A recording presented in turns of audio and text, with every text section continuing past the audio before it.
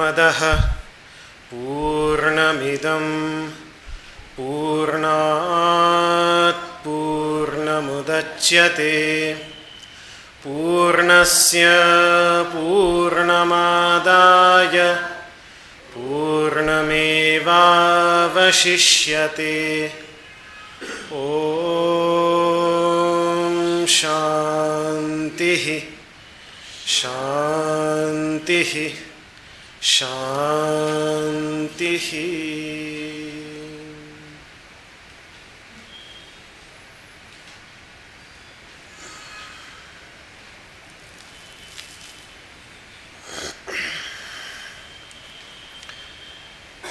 The first question asked at the beginning of this chapter, first chapter, was Kiṁ kāraṇam Brahma. What is the cause? What is Brahman? What is the cause? What is the cause of everything? So the question, and is it Brahman, pure consciousness, or not? There is no clear answer to this in the subsequent section. There is no statement in which the subsequent master says that yes, Brahman is the cause. And the reason is that it is a little more complex than that, which is what Shankaracharya explains in his commentary as an introduction to the third verse that we are about to study today. Quintessentially, what Shankaracharya explains is that Brahman is neither the cause, because it cannot be the cause on its own, nor it can be called not cause, because with the help of Shakti, with the help of energy that the next mantra is going to speak about, it is indeed the cause of everything. Is it the efficient cause, the agent who creates? Yes and no. On its own, no. There is no agency in Brahman in the understanding of Vedanta. But when it comes in contact with Shakti, with energy, yes, then it also becomes an agent.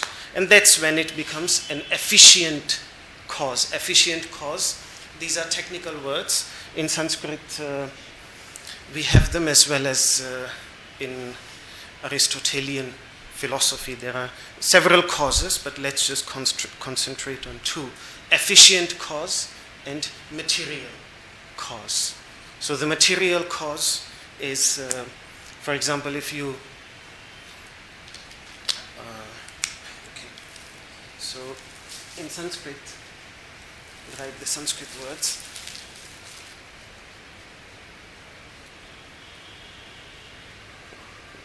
Nimitta,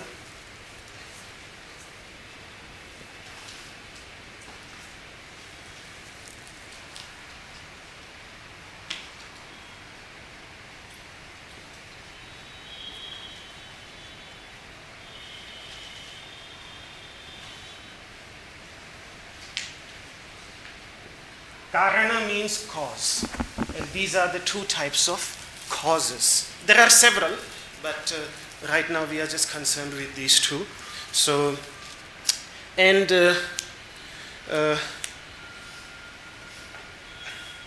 Aristotle's English translators translate this concept as efficient cause, and this one as material cause. And the best way to understand what we mean is that if you have a pot, then a pot is made by a pot maker with the help of certain instruments, without which that pot won't exist. For that pot to come into existence, you have to have an agent, a pot maker, you have to have certain tools, the wheel, the potter's wheel, etc.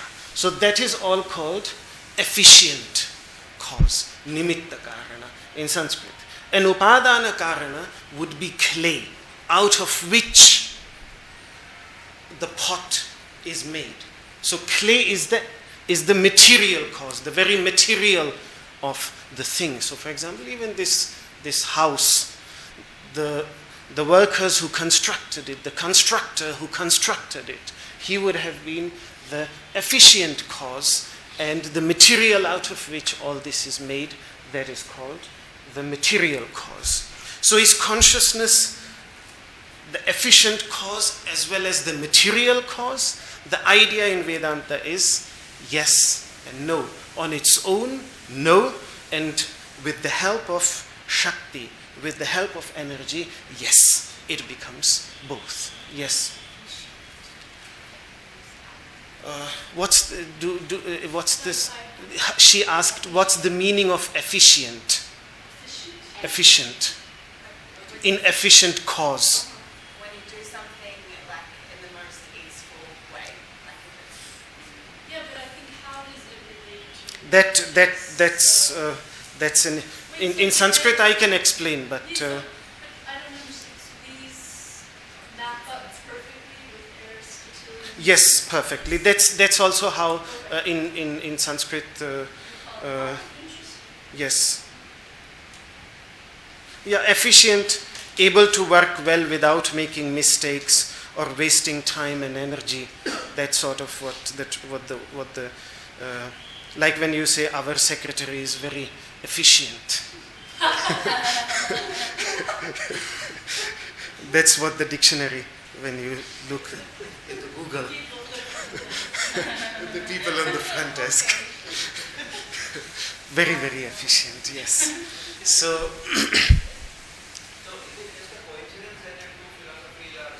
yes, it's most likely a coincidence. No, they are not actually referring to each other. It's just generally the translators of Vedanta philosophy use that word from Aristotelian philosophy because it describes the agent, the one that is doing the work, whose presence is required for the thing to come into existence, the conscious agent who puts the things together. And the things which he puts together, that is called upadana karana. So,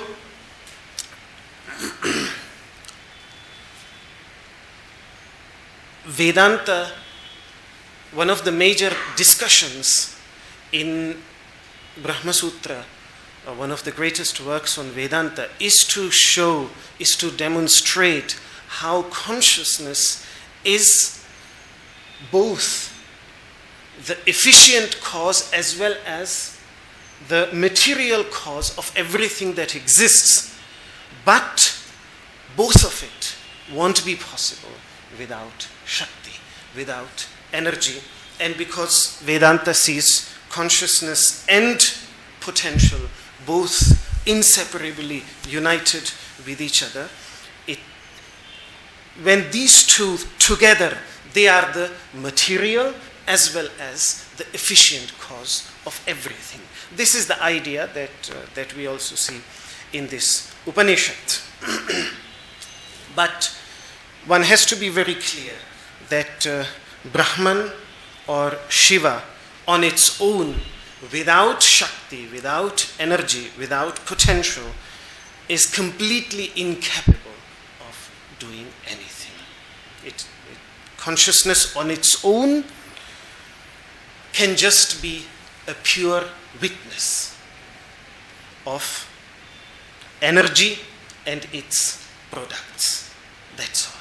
But it has no influence whatsoever on it. That's the idea. That yes. Yes. Again, energy is considered eternal. Both of them, consciousness as well as energy, both of them are considered eternal. So the question, where does it come from? That doesn't arise, because you can ask that question for something which arises out of something which is caused. I'm caused. I'm a caused entity. So one can say, where did you come from? I can refer to my parents. But something which is not caused, which is eternal, which is ever present. And these two are considered the ever present entities. Energy and consciousness, in which consciousness does nothing at all. It is a mere witness, a mere presence. And energy does everything, becomes everything, is everything. Energy, from energy arises everything, in energy exists everything, and into energy merges everything. Now the idea of Sankhya, as I have been pointing out again and again, is that energy and consciousness, they are completely two separate entities, which is what the Upanishadic masters, which means the Vedantic masters, fundamentally disagree. That is the parting line between Sankhya and Vedanta. That Sankhya says that energy and consciousness, they are two separate entities and they work in tandem, like a blind and a legless person would work in tandem. You understand the example? One person is blind, but he can walk. The legless person has eyes to see, but cannot walk. So then he sits on the blind person and shows him the path, and both of them travel. The legless person travels, and that's what Vedantins say to the Sankhyas, that you seem this to look like that there is one blind person and one legless person. Or another example that they give is the Dhyāna-yogānugatā Nyaya, which means there were two chariots, both of them were traveling. Something happened, and one person's chariot got burnt, and the other person's horses got burnt.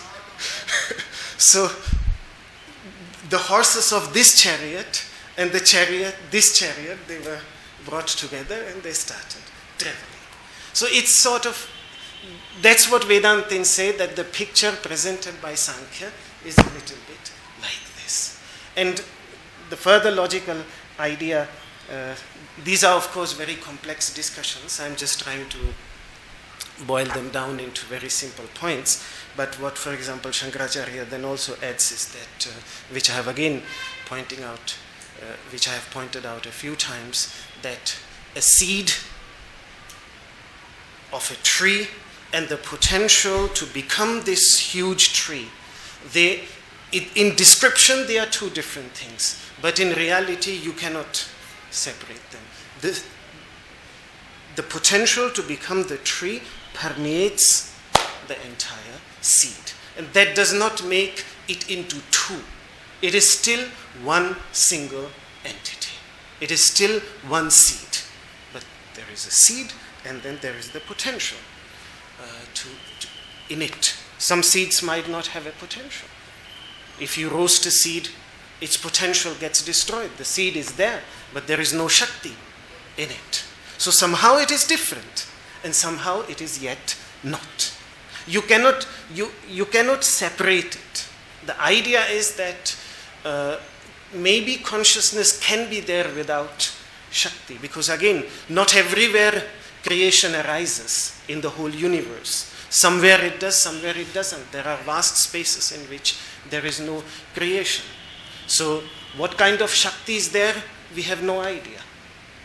But the idea is that wherever Shakti is present, Shakti is inseparably present with consciousness. That is the idea that. So they don't accept it as two different entities.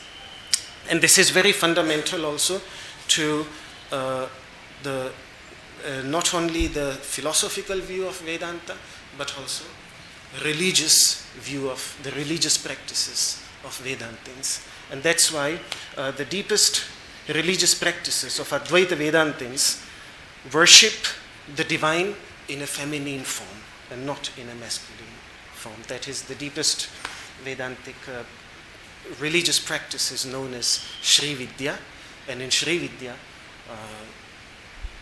it's always the feminine aspect even of all the deities, Brahma, Vishnu and Shiva, the feminine aspect is what is worshipped and meditated on, not the masculine, the Shakti aspect.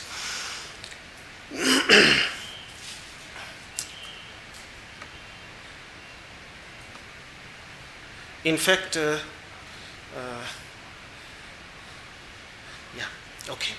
let's come to this verse in which the idea of Shakti is being pointed at, which talks about Shakti.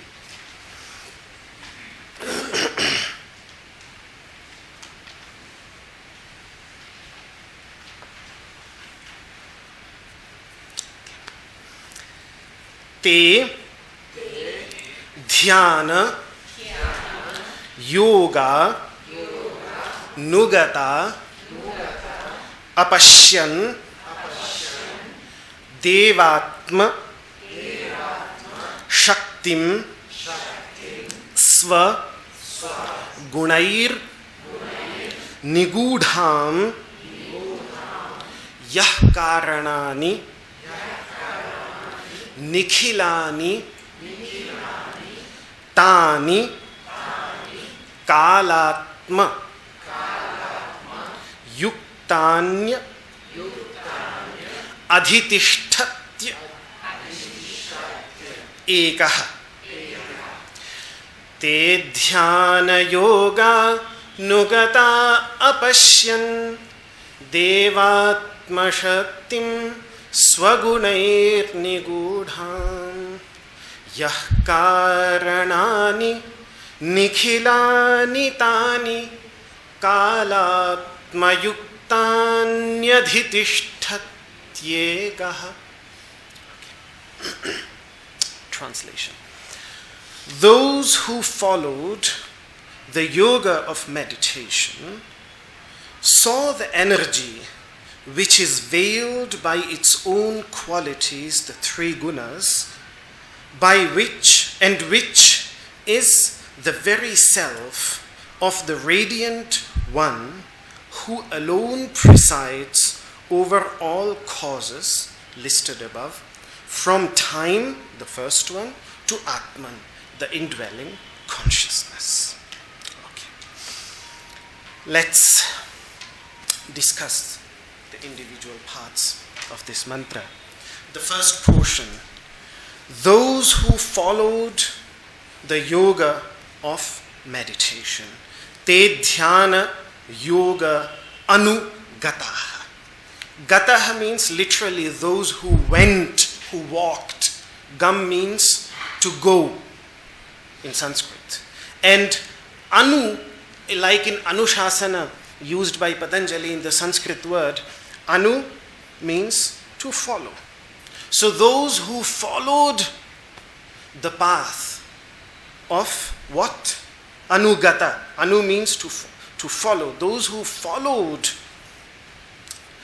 what did they follow? Did they follow any particular teacher, any particular teaching, the Vedas or Shvetashvatara, the master of this Upanishad? No. What they followed was dhyana yoga. What they followed was yoga. First thing, it was yoga. They followed yoga. But which kind of yoga? There are various types of yogas. Which type of yoga did they follow?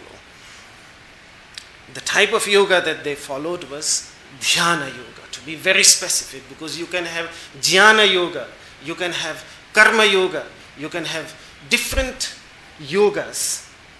Which yoga did they follow?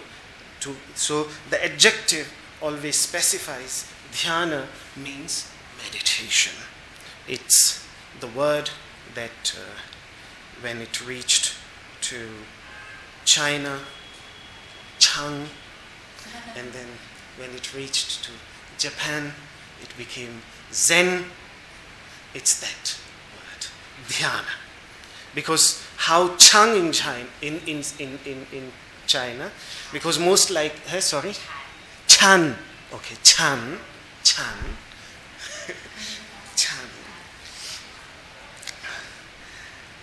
Because in Prakrit, in Pali language, in the language in which the Buddha spoke, dhyana is pronounced as jhana.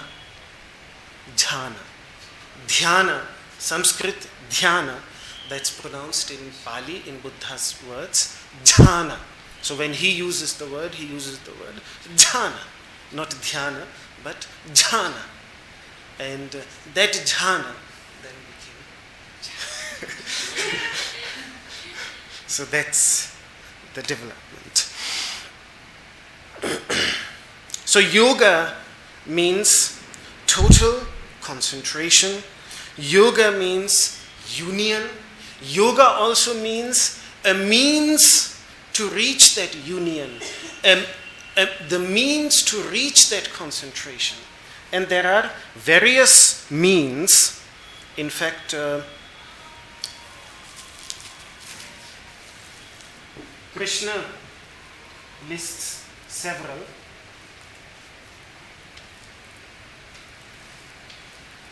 So let's start with the easiest.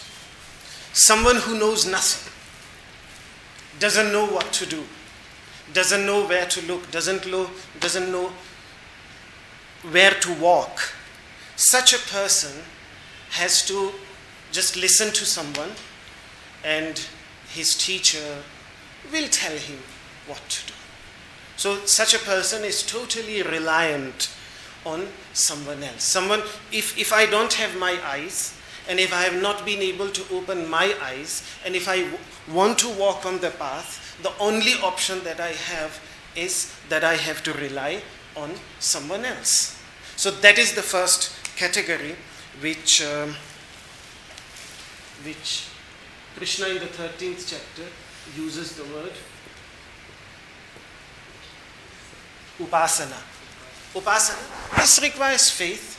You have to have faith in yourself, you have to have faith in the teachings, you have to have faith in the teacher, and you have to have faith on the path of yoga. All faith, it's just all faith, because I don't know anything, so I just have to have faith.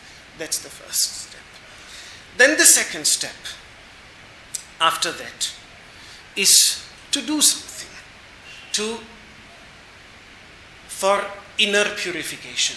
Inner purification, by inner purification is understood the subtle impressions which are rendering the mind restless, egoistic, angry, filled with hatred, fear, and selfish attachment, to do something about those inner impurities of the heart. That's the second step. And that is what is called, the second step would be karma yoga. Karma, action, selfless action, charity, path of unselfish action as a method to acquire yoga. That is the second step. And then to go even further and deeper than that, then the third step is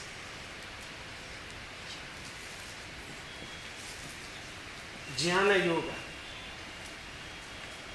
That's the third step, in which then you listen to the teachings of the masters, you critically, logically analyze them, you try to test them on the level of your own experience. That is dhyāna yoga.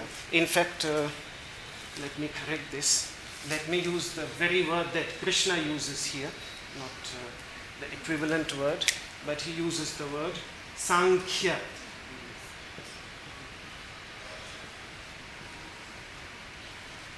He uses the word Sankhya yoga. Sankhya yoga, in which listening, critical analysis, and experiential testing arises.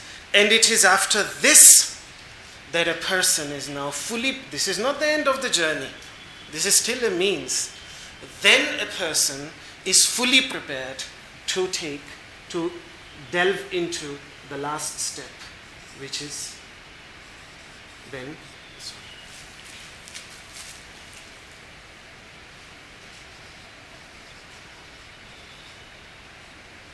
dhyāna-yoga, which is what is mentioned here. So, I have started from here. Krishna starts his description from here. He says that if what I'm talking about you want to experience, then you have to follow this path. If this seems like too difficult for you, then, O Arjuna, you can follow this one. If even this one is too difficult for you, then you have to start here. And even if this is impossible for you, then you have no other choice than this one. So this is how he, in the 13th chapter of the Bhagavad Gita, categorizes these four practices. But whether a person starts from here, here, depending on their level, the path goes ultimately through this. There is no escape from actually sitting down and meditating. Yes? What is the first step? Just faith. Just faith. Just whatever your teacher gives you a mantra, you take it out of faith, you start meditating on it. Whatever the teachings tell you, even in our asana practice, when we come to our asana practice, that's how we just first have to have faith in the teacher. Whatever the teacher must be telling, it's okay, fine. I have faith in it. That's where we have to start, and then slowly and gradually we start testing it. Yes.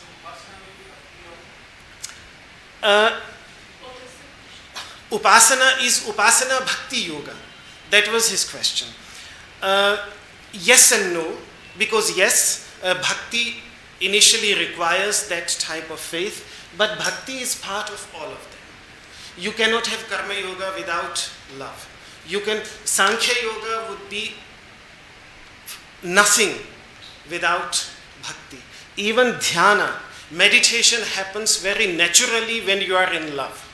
Then you don't have to make an effort. So bhakti, in fact, that's why at the very end of this text which we are studying now, the very last verse of the 6th chapter, the last chapter, that is where the idea of bhakti in the very end has been. The whole text does not speak about bhakti.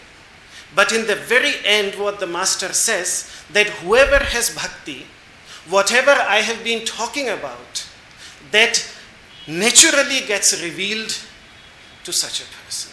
That is how bhakti. And Vedantic masters go as far that they say that bhakti, para-bhakti, the highest form of bhakti, is even beyond realization. That is what is there after realization.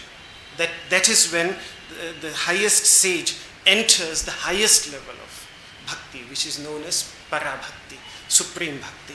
So bhakti cannot be categorized. That's why Krishna does not use the word bhakti here for anyone specific of those, because bhakti, without bhakti, all of them, that's the very juice, that's the very essence, that's the very sap of all the practices. Hatha yogis, most Hatha Yoga texts, for example, they don't talk much about bhakti.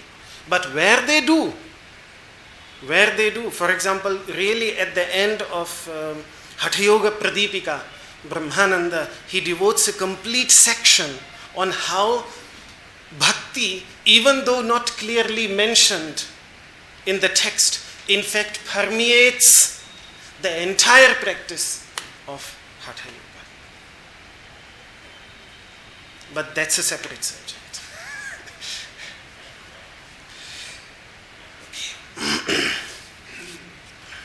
So those who followed the yoga of meditation, and maybe not all of them, because here there were many, it was a whole group, but all of them would have been on different levels. Some of them might just have been scholars of the Vedas, and that's why they are called Brahmavadins. Some of them would have been on this level, some of them would have been on this level, some of them would have been on this level, but some were on this level. And Śvetāśvatara was on this level.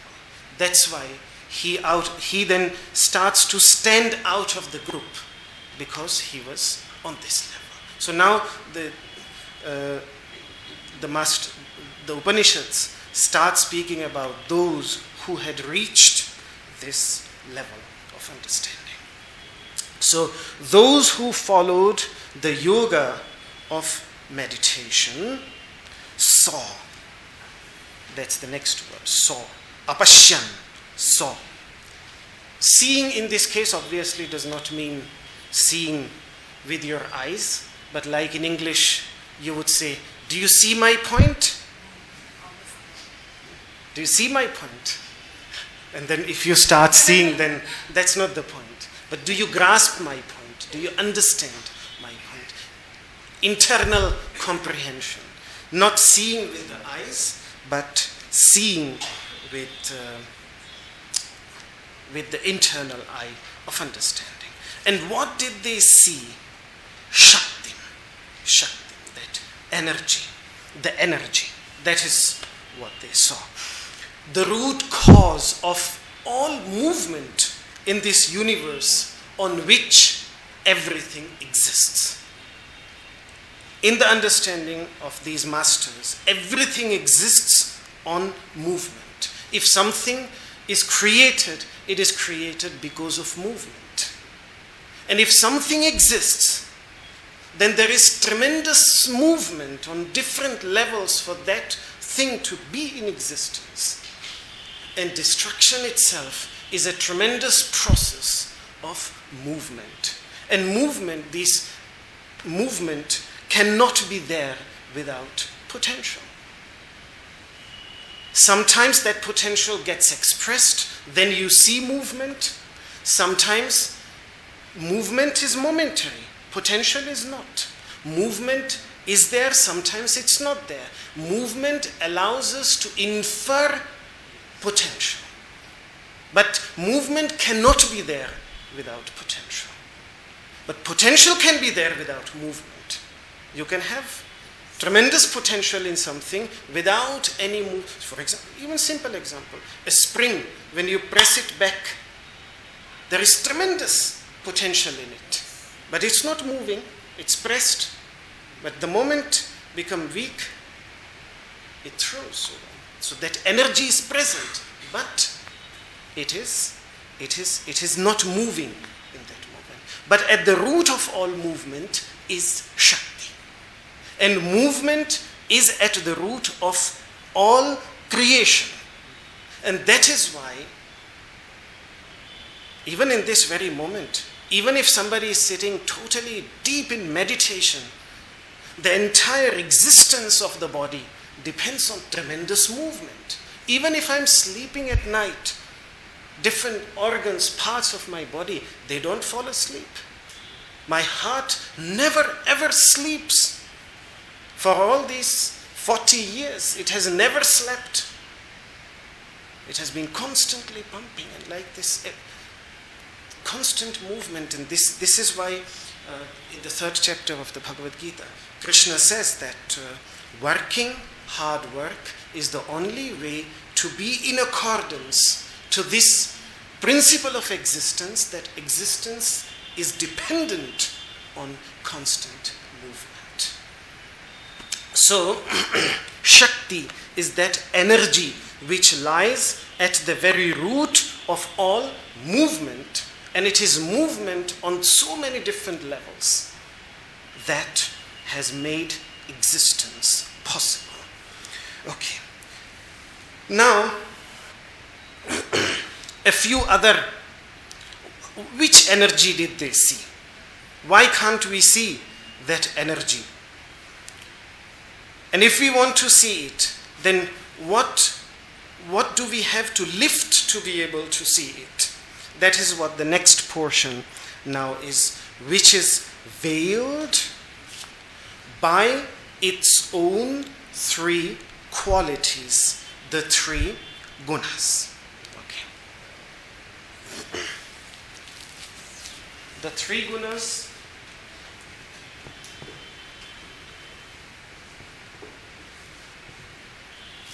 I want to write them, but I can't remember them. Can somebody help me, please, with the names? Somehow I have forgotten it today. What is it? The first one? Sorry? Sattva? No, the first one. First one.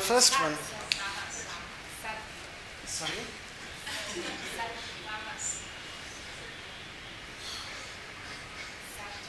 Sat. That's generally the way they are listed.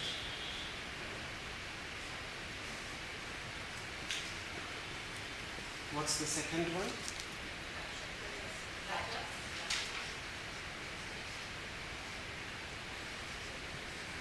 Rajas and tamas.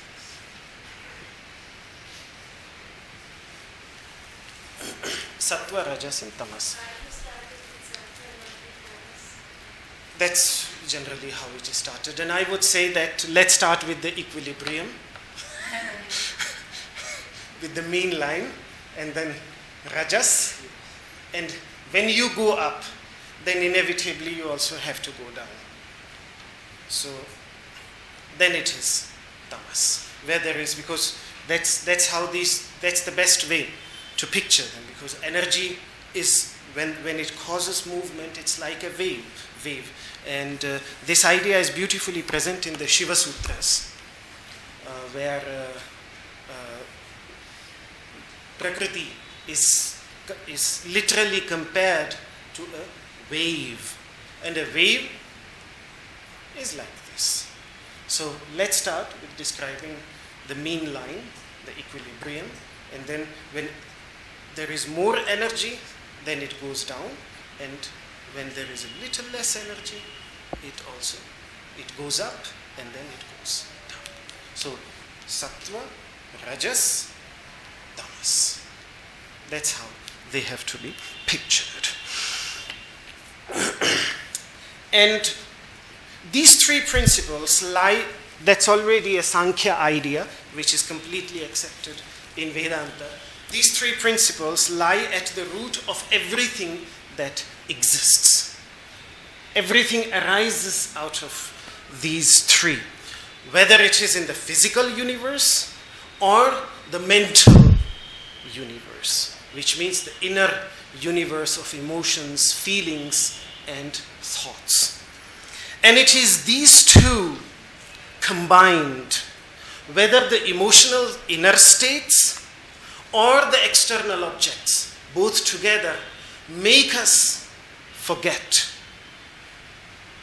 That's why either because we are tremendously restless or we are in a state of torpor, that is when it completely hides it. I'll come to this. The idea is that the general idea that has been given here by the commentators, especially by Shankaracharya, is that the effect always veils the cause.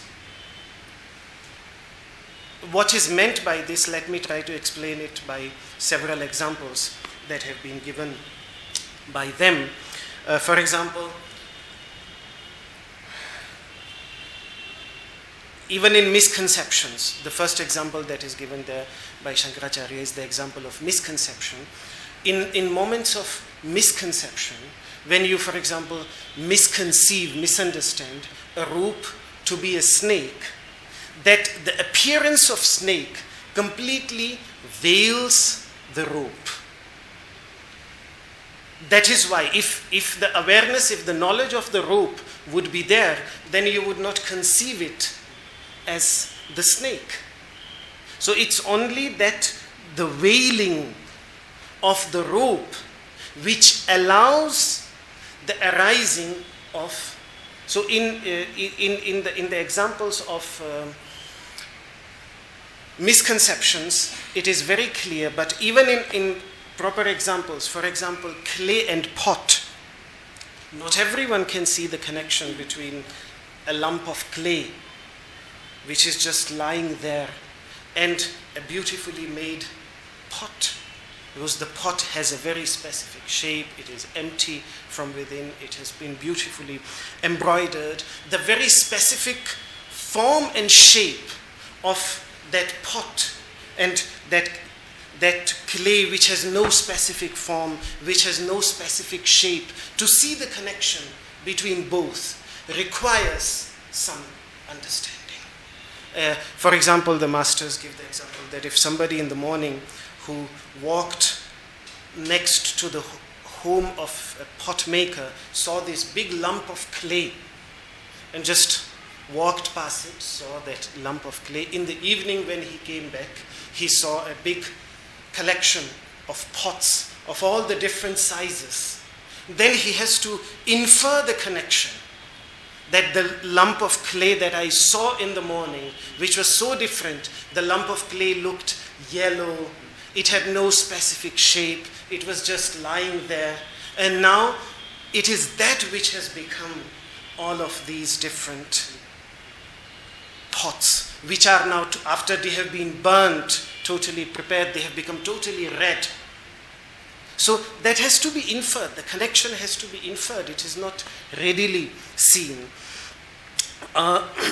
You can even give an example. Why do you have to read the ingredients on the food product? Because you can't just simply infer, even though the ingredients are there, and maybe some of them you might become aware of, but not all of them. So that's why you have to read carefully what is in there. Because once the ingredients get mixed up in the effect, then the ingredients are no more clearly, distinctly perceivable the way they get meshed up into it. And so it hides. And for example, the connection of the seed and tree is even more difficult to make. This small little, tiny little seed and the tree. The example that the Upanishadic masters gave, the seed of the biggest tree in India, banyan tree, and the seed is the smallest seed of all seeds. It's really microscopic, really tiny, smaller than sesame, smaller than all possible seeds. It's the smallest, and yet it produces the biggest tree in India, which can have a circumference of miles and miles together. And yet, to see the connection, how from that tiny little seed, yet it is the very cause of it. It is hidden within that entire tree. And this is why one has to meditate, one has to settle down. Here it is easier. In this case, in our example, it's not only the external objects which are hiding that energy, but also the states of mind. If they are restless, if they are in torpor, in rajas or in tamas, in both cases, there is no clarity. It has to come into equilibrium for it to acquire clarity. And that's why let's take the best example that comes to my mind. Science tells us that atoms are constantly moving. Constantly moving. Every atom is constantly moving. Even in this desk, even in this ground which seems, but there is constant movement there. But is it visible to us? Did anybody for thousands and thousands of years before Scottish botanist Robert Brown, who gave the idea of Brownian motion, that Brownian motion, it's considered, what he in fact did, as far as I know, I'm not a scientist and I have not studied science properly, but I still love to explore it. That's why I sometimes end up talking about it. But how did he develop the idea of Brownian notion was that because he was a botanist, so when he put he sprinkled some pollen, flower pollen, into water, they were moving here and there, and that is when he asked what's happening in here. And the theory that he came up with was that water molecules are constantly bombarding these pollen, and that's why pollen move in the water. That is how the idea of Brownian motion came into existence. So the point that I'm trying to make, that even here, constantly around us, everything is moving. But are we able to see it? Yet it's a scientific fact. But we are not able to see it. So that movement all around us hides. So one can give different examples. Just to show how the effect veils the cause. How the effect veils its cause, and how the three gunas, how these three types of movements, they veil. Okay. And of course here, because in the context of meditation, the biggest veiling is not done by any external object, but the mind itself. When it is in a state of rajas, which means hyperactivity, then also there is absence of clarity. For example, if the water there is too much movement, then also we can't see through. And if there is torpor, total absence, then it falls asleep. Then also there is no clarity. Clarity comes, realization comes, understanding comes when both extremes are avoided. When rajas is avoided, when tamas is avoided, when that equilibrium arises. Okay. So this is what is meant, which is veiled by its own qualities. Okay. And yes. Okay.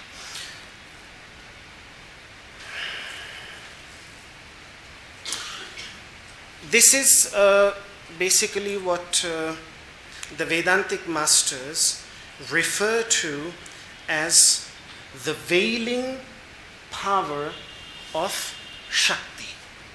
Shakti, let me give you the Sanskrit word.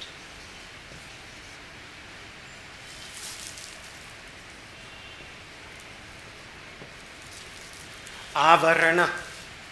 Avarana means veil. The veiling power of energy, of Shakti. Shakti has several powers.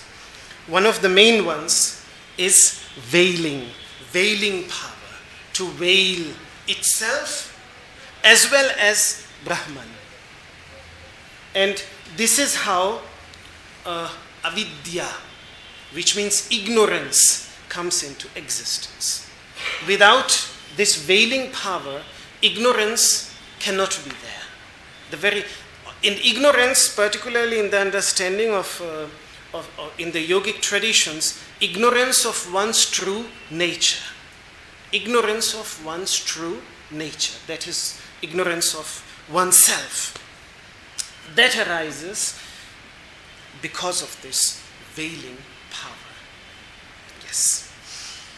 Particularly with tamas. The more energy goes towards tamas, from sattva, rajas, and then when it goes into tamas, that crest, that is where it veils totally. It totally veils. The stronger the tamas, the more it will veil. The more it will cover everything. Okay. Darkness veils, darkness covers everything.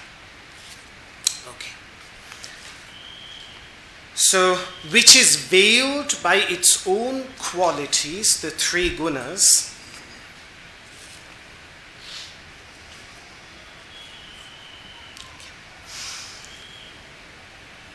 and which is the very self of the radiant one. This is the point of diversion between Sankhya and the Upanishads. That this Shakti, this energy, is the very self is the very inseparable self of the radiant one. And by the radiant one is understood the light of consciousness, because consciousness is understood as an extremely subtle light, more subtle than the physical light, the inner light of consciousness, which is the most subtle. And so deva, the Sanskrit word, that devātma-śaktiṁ, deva, that word, deva simply means the radiant one, the light, the supreme light. So which is the very self of the supreme light. You can translate it also like this. Which is the very self, which becomes completely inseparable essence, the very inseparable essence of the radiant one.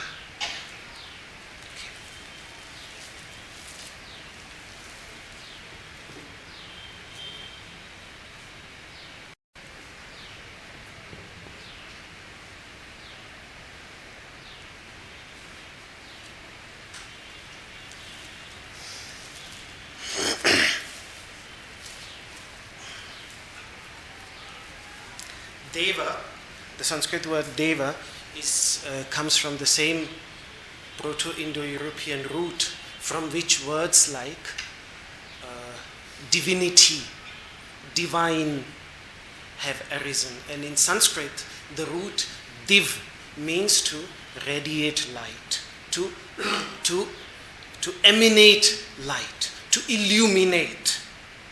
So that which illuminates, that is called deva. Why do we say Suryaha Pratyaksha Devata? The sun is deva. The sun is a deva because it illuminates the whole world. In the Upanishads, the mind is referred to, in Prashnopanishad, the mind is referred to as deva because it illuminates the world. My mind, through my mind, I illuminate the world. The world becomes illuminated for me with the help of the mind. The mind presents this coherent picture through the senses and reveals the world to me. Without the mind, this won't be possible. That's the work of the mind. That mind, with the help of its extensions, the five senses of perception, perceives the world, presents it in a coherent picture for me to experience it. That's why the mind is also referred to sometimes as the deva. Sometimes even the senses, for example in Upanishad, I'm talking about this word, deva. Even in Upanishad, the senses, the eye, the ear, the sense of touch, the sense of smell, the sense of taste, because they reveal the world for me. That's why they are referred to as the devas. The word deva has very wide applications. But what lies behind all of that revelation? There lies, behind all of that, lies what is known in the Upanishads as the light of consciousness, the supreme light, the light of consciousness. That is called Mahadeva, the great Deva.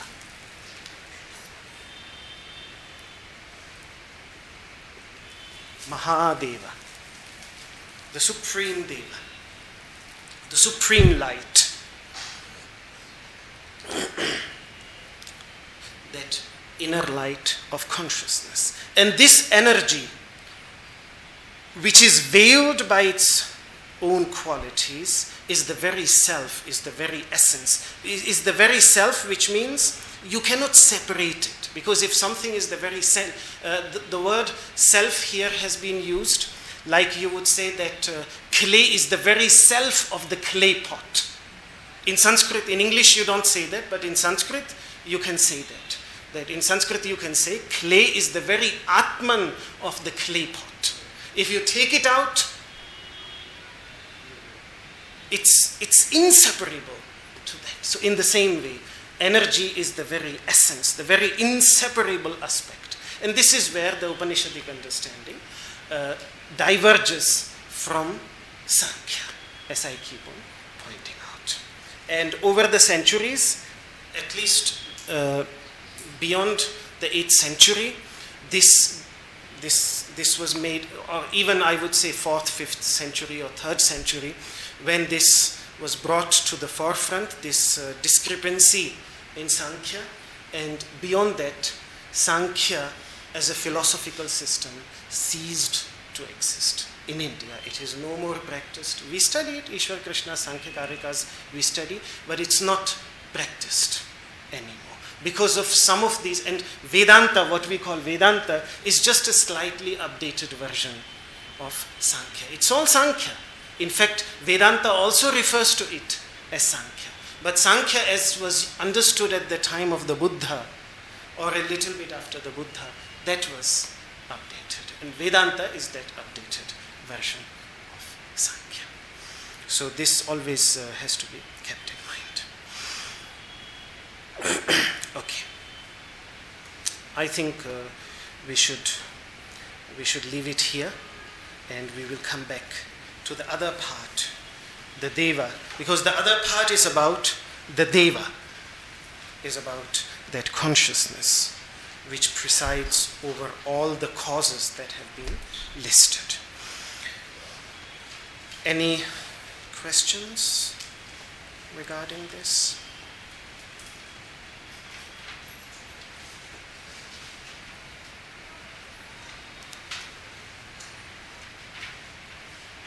Yes.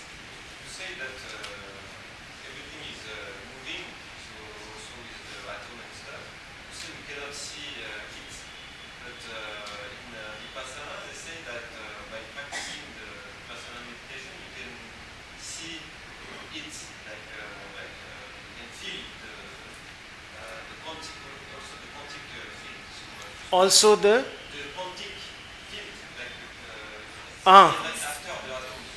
Okay. So I just wanted to have your opinion on this. I can certainly say that through yogic practices, the capacity to feel and experience becomes heightened, and a person can detect more than what really a person generally detects. And this can be demonstrated through very simple example. If you just go into the forest, you don't notice as much as the sounds, the different sounds you won't notice unless you settle down, you calm down, you close your eyes, you just allow yourself to settle down a little bit. Then you start hearing many birds that you didn't notice, many sounds that you might not have noticed otherwise. So that much is what makes sense to me. Beyond that, I don't know. Sorry? You like to go to the forest. This is your point. You say this all the time. See, like you said last time. Yes. When you accept into an asanas, are you not more You start becoming aware of so many things what happen in the body itself. Yes, indeed, indeed. That was somebody who has never practiced asana, but even those when they go for a walk in the forest,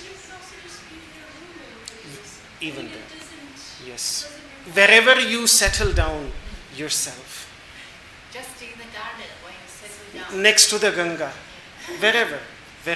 wherever you settle down yourself, it's completely possible. That was just an example.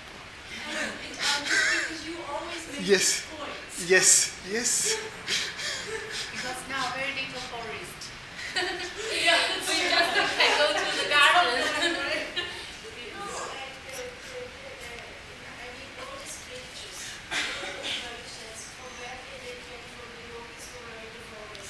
And despite all the points that I make, the green color has an extremely calming effect.